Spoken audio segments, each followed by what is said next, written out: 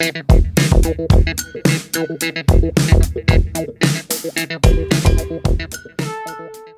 guys, what is up? This is Matthew Davis Media once again. Welcome back to another video game review. This time it is going to be on Clair Obscur Expedition 33. This game came out about a week ago and I was busy with it all week. As soon as Oblivion Remaster came out, I was probably going to focus on that, but when I heard the massive amount of acclaim that this game was getting, and I haven't even heard about it, I could probably make a few exceptions. Now, this comes to us from a new video game developer called Sandfall Interactive. As far as I know, there was like 30 people behind the project. I mean, of course, they did get others and whatnot, but 30 people were focusing on this game. And in this game, we follow a group known as the Expedition. And in this world, there is a paintress where each year she paints a specific number representing a person's age. And when she paints that specific age, people that have that age disappear, and it's causing the world to fall apart. So this group, like I mentioned before, known as the Expedition, has to go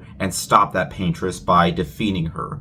And from there, we learn more about this world and why exactly this paintress is doing what she's doing. From there, we get some really deep character motivations, and throughout the game, you are going to be playing in a turn-based RPG, something on the lines of Persona mixed with Souls-like elements in terms of like when you level up your character. Don't worry, it's not like on the lines of challenging, though you can make it challenging for yourself if you really want to. Now, I knew absolutely nothing about this game. I did not see gameplay footage until reviews started coming out for the game. I did not see any, I had no idea about this game. I knew absolutely nothing about it whatsoever, so going into the game, I went in with low expectations as possible, though I did know that it was a turn-based RPG before booting the game up. And thankfully, the game is on Game Pass. Or you could buy the game for $50. $50 for a new game like this. This does not look like the type of game that would be worth $50. But regardless, even if it wasn't on Game Pass, I would still probably buy the game. In fact, I want to own the physical version because, oh my god, the hype for this game was real. I could not find a single negative thing that people have said about the game yet. Emphasis on yet, because I'm probably not going to find it anytime soon, because there was just nothing but love for the game. And games like this just hardly ever get made. And I'm not just saying in terms of quality. I mean, in terms of turn-based games. I mean, last year we got Metaphor ReFantazio, which I thought was incredible. That was from the makers of Persona. And with this game, if you're familiar with that, while there are definitely some differences between the combat styles, so if you're not really a fan of turn-based RPGs, I still more than recommend giving it a playthrough, because it takes the formula in a much more different route. Because you have the opportunity to avoid upcoming attacks, because there is a dodge mechanic and a parry mechanic, and if you time it just right, you'll be able to avoid getting hurt.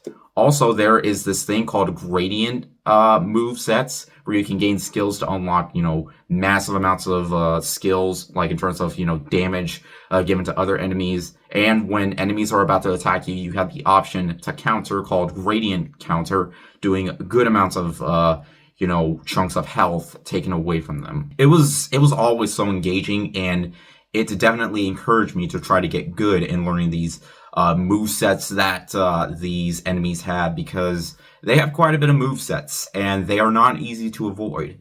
The game does have multiple different settings, story, expeditioner, or of course the really hard mode. I preferred going through the story because, hey, if you don't care for challenge, story is definitely a good way to go through. I mean, it still provides a good amount of challenge. I didn't realize halfway through the game I was on expeditioner difficulty, but still, if you just want to engage yourself with the story, you can, because the story, it is incredible, and it's one of those stories that feels fresh.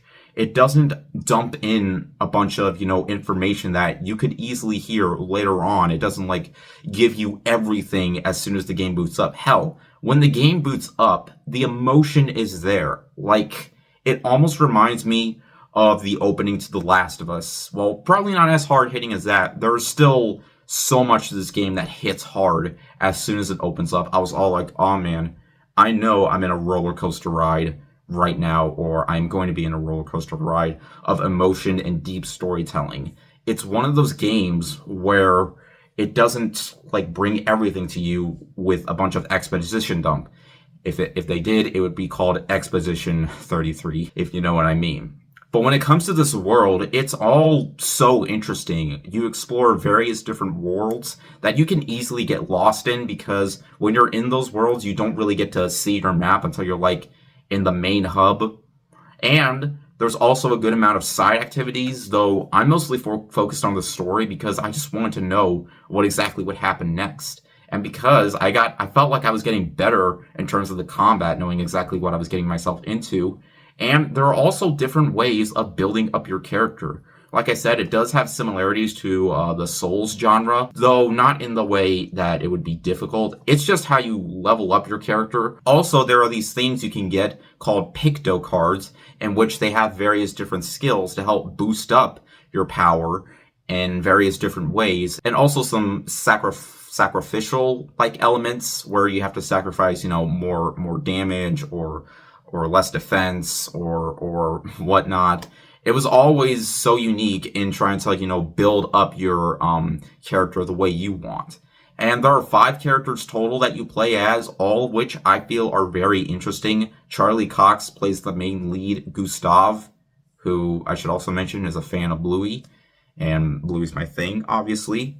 Also, Andy Serkis plays a role too, and he, as always, is terrific. Everybody, in terms of the voice acting and the characters, they are terrific. Though I will admit, it does have some lip syncing that I thought was a little bit distracting, but never enough to fully take away from the story, because, again, the story was just so engaging. I love how this game manages to check off the boxes, having great gameplay and a great story at the same time. And I definitely felt the emotion, and I cannot talk about this game without talking about the music. The music deserves all the awards. I cannot tell you how great the music is. Like, when I took a break from the game, I got some of the music stuck in my head. In terms of the boss fights, they are powerful. The voices that they use for the music, it blew me away. Like, I was just all like, oh man.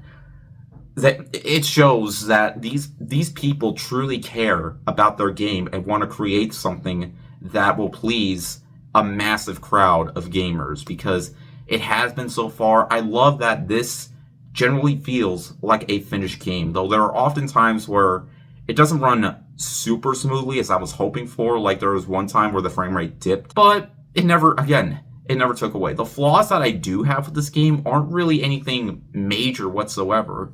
I love the story, and there's not a single part to it that just took me away from the game, because I was still deeply engaged. This isn't one of those games where they just put it out now, even though it's not fully finished, and just added more content that you'll have to pay for later on, because that's the thing about games nowadays. They always seem to do that. I mean, with the exception of games like Split Fiction and whatnot, but it's just one thing that I feel like the industry really needs to understand, is that we want more games that are finished and feel like it'll give us our money's worth. And the story can be beaten in around like 30 hours, and that's not including the side content. And again, this game cost $50. $50. While Nintendo is deciding to put games out for 80 and 90. And again, this is from a first-time developer, and after playing this game, I'm sure they have a bright future ahead of them. This game just has it all. There wasn't a time where I disliked any of the characters. There was not a single time where I thought the game just completely got ruined with something that happens to the story that just, changes everything, because the game's divided in multiple different acts, and each act, I feel like, got more engaging. And when it got close to the end of the game, there was a part where I thought the game was over, and I honestly didn't want it to be over, and I'm glad it didn't, because thankfully it wasn't over. There are times where I just wanted the game to continue because I was just so engaged. The story also often gets unpredictable early on, which has something that I was not expecting whatsoever, which I'm not going to spoil. I'm not going to spoil any parts of this game for you, because I never thought I would be this hooked on a game, because there was just so much love and passion and dedication to the game that I feel like anybody can get past, because this is certainly a love letter for people who grew up with turn-based RPGs, and putting a unique spin on it, and with the amount of skills these characters can gain, and the amount of builds you can give them, it never feels repetitive or shallow. It always felt fresh, and it always felt inventive. And the bosses are also really satisfying. There are some optional ones, but the main ones, they are fantastic. Like, again, it encourages you to want to try to learn the mechanics in terms of dodging and parrying. I didn't really parry most of the time because I feel like that's the hardest to take on. And if you're playing on higher difficulties, it is definitely going to give you a major challenge. There's also stuff to collect throughout these worlds, though I would have liked if there was a better use of fast travel. That way you could do some of these quests later on. I'm not sure if there was a way, but again, I was more focused on the main story rather than the side content, because again, I was just so I have not been this engaged in a game's story in like I don't know. I honestly don't know. But I could just go on with how incredible this game manages to succeed at in terms of its story and its gameplay and its characters. It almost makes me feel like I'm playing Undertale all over again, because not only does this game hit hard, it also plays hard. I'm not sure if that made a whole lot of sense, but I should just wrap it up here, because there honestly isn't anything that I truly can complain about in a way that would just completely make me want to shut the game off, because I didn't. I wanted to continue on with this world. I wanted to continue on with what these characters had to say, and none of the characters feel cliched. None of the writing feels cliched. None of it feels forced. And in terms of the bits of humor that the game does have, it doesn't do anything to ruin it. It's not like a Marvel movie where they just feel like they need to add bits of humor, because when it's there, it's actually earned. I could just go on with how great the story is, but I know you probably want to play the game for yourself now, and I highly recommend the game. In the end, guys, Expedition 33 is one of those games that I did not see coming. It almost makes me feel like I'm playing Hi-Fi Rush again, because that was a game that came out of absolutely nowhere, also available on Game Pass, that I just absolutely loved. And this game manages to do so much justice for this company. I love what Sandfall Interactive has done here, and I cannot wait to see what they do next. And after the first 3 days, the game sold over 1 million copies, and people are still playing it, so sales are just going to keep going up. And I hope that's the case, because this should send a message to the game industry as a whole. We want more games like this. We want more heavy-driven stories, not live service games, or I personally don't really want to see the game industry just dunk out a bunch of live service games with content that you have to, pay with real world money.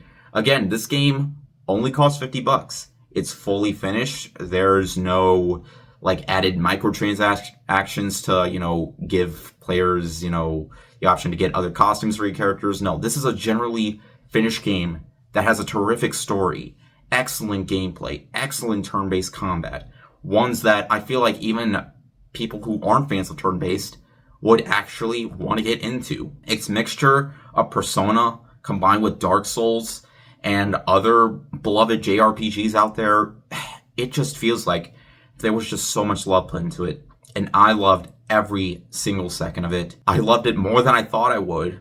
It's definitely a worthy contender for Game of the Year. The hype surrounding it was real. So if you're still not convinced, maybe this will convince you. Though many others have been convincing others already. Go out and play it. It's on Game Pass. It's available for $50, both of which are worth playing. But hey, I recommend giving it the money. It more than well deserves it.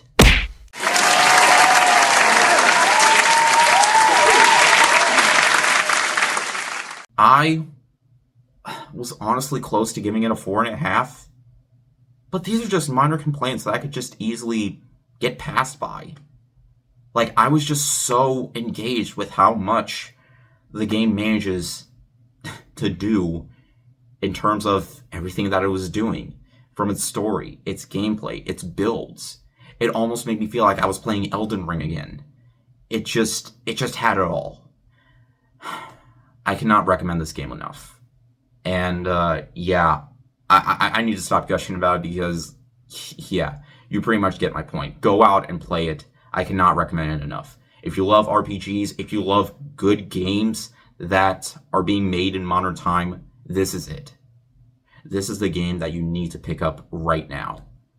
But yeah, anyways, thank you guys so much for watching. If you enjoyed this video, make sure to like and maybe subscribe for more. And if you want, you can also follow me on Twitter or maybe Instagram or maybe Blue Sky. Links are in the description. But yeah, thank you guys so much for watching, and I will see you guys later. Word out.